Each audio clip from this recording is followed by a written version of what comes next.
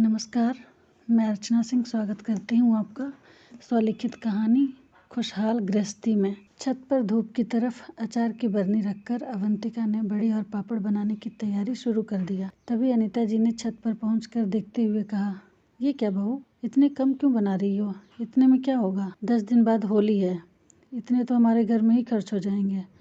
तुम्हें तो पता है ना, होली बाद तुम्हारी ननद रुचि आ रही है। दामाद जी को भी कितना पसंद है ये सब, तो मात्रा थोड़ा और बढ़ा दो ना। अवंतिका ने जी मम्मी जी बोलते हुए काम आगे बढ़ाना शुरू किया। अनीता जी छत पर चहलकदमी करना शुरू कर दी।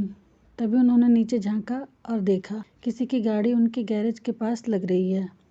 ध्यान से दोबारा देखा तो समझ आया, अरे ये तो रुचि की गाड़ी है और कुंदन बाबू भी नहीं दिख रहे। लेकिन रुचि तो होली बाद आने वाली थी, अचानक कैसे आ गई? अब सीढ़ियों से नीचे उतरते वक्त अनीता जी के दिमाग में ऊहापोह चल रही थी कि तभी रुचि मम्मी के पैर छूकर गले से लग गई। अनीता जी ने उसके कंधे पर हाथ रखते हुए उसे कमरे में बिठाते हुए कहा, रुक, तेरी भाभी अवंतिका और कविता को बुलाती हूँ।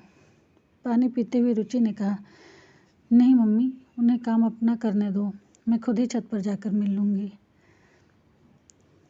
पानी पीकर छत पर गई रुचि तो छोटी भाभी कविता बड़ी भाभी अवंतिका के धुले हुए कपड़े धूप में डाल रही थी और अवंतिका भाभी बड़ी और पापड़ बनाने में व्यस्त थी। अच्छा लगा रुचि को भाभियों को एक साथ मिल बांटकर काम करते हुए देखकर। अवंतिका ने नीचे से ऊपर तक रुचि को देखा और पूछा, कुंदन बाबू कहाँ हैं? अकेली आई हो क्या? कविता ने दूर से ही पूछा। कुंदन जी से कुछ कहा सुनी तो नहीं हुई रुचि? अचानक चली आई तो थोड़ी चिंता तो होती है ना। रुचि की आंखों में आंसू आ गए। फिर भी उसने छोटी भाभी से कहा, मायके में रहने नहीं आ सकती क्या भाभी?